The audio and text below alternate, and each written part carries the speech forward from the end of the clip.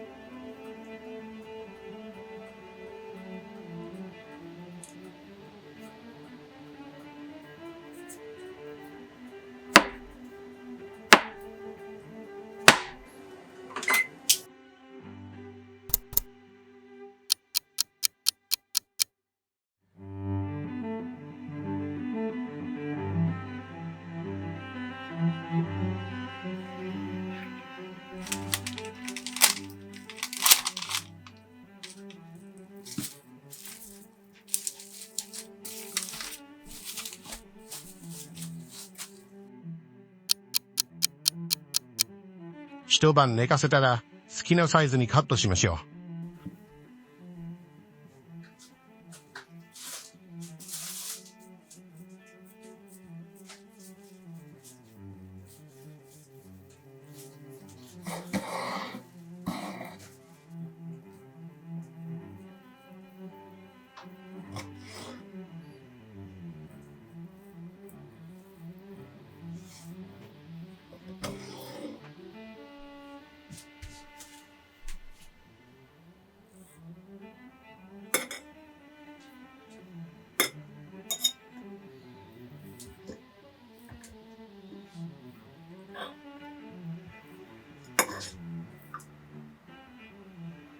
最後まで見てくれてありがとうございました。